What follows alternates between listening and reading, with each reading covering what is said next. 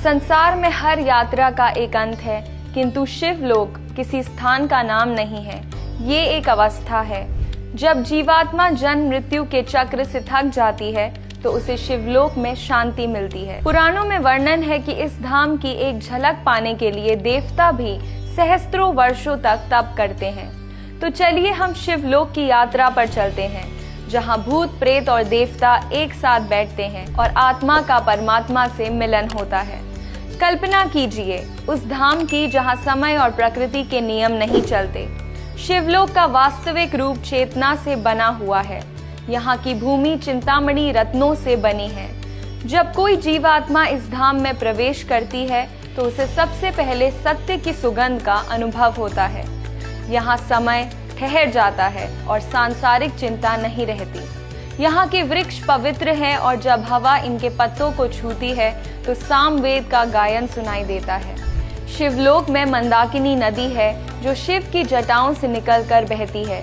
ये नदी साधारण जल नहीं बल्कि करुणा का प्रतीक है।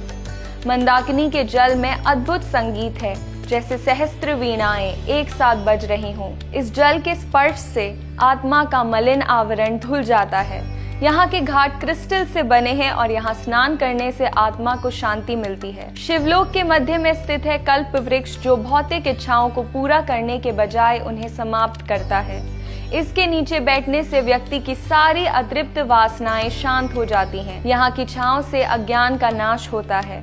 यही वो वृक्ष है जहाँ महादेव और पार्वती एक साथ बैठकर सृष्टि के रहस्यों का श्रवण करते हैं। शिवलोक की मणिकर्णिका वो स्थान है जहाँ आत्मा शिव से मिलन करती है। ये एक दिव्य सरोवर है जिसमें नील मणि जैसे आभा है। इसके जल में छिपे हुए कमल कभी नहीं मुरझाते। ये जल आत्मा का वास्तविक स्वरूप दिखा देता है और जो इसे स्पर्श करता है वो फिर कभी पुनर्जन्म नहीं लेता। हम पहुँचते हैं महादेव के दरबार में। यहाँ महादेव कर्पूर के सामने गौर वर्णन में आसीन हैं। उनके साथ माँ पार्वती, गणेश जी और कार्तिकेय भी मौजूद हैं। यहाँ कोई राजा रंक नहीं, केवल प्रेम का साम्राज्य है।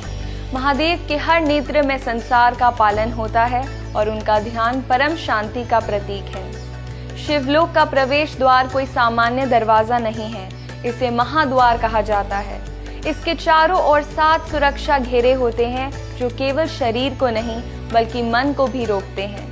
यहाँ के रक्षकों में नंदी और महाकाल प्रमुख हैं। नंदी भक्ति का प्रतीक है और महाकाल समय का।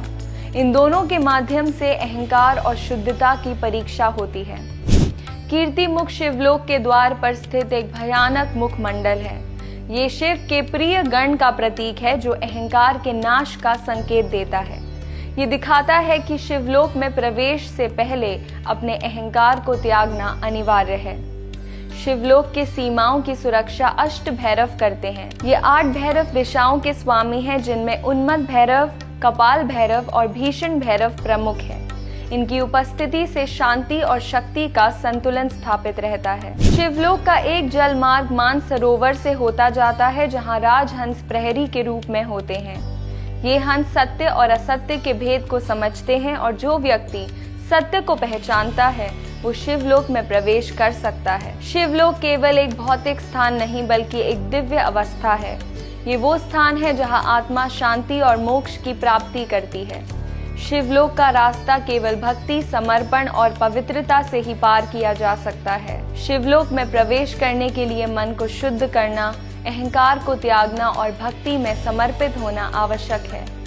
जब हम अपनी अंतरात्मा के नेत्रों से इस परम धाम की यात्रा करते हैं तो हम शिवलोक की दिव्यता का अनुभव कर सकते हैं। सनातन की ऐसी ही दिव्य कथाओं के लिए फॉलो कीजिए हमारे प्लेटफॉर्म दिव्य सनातन को।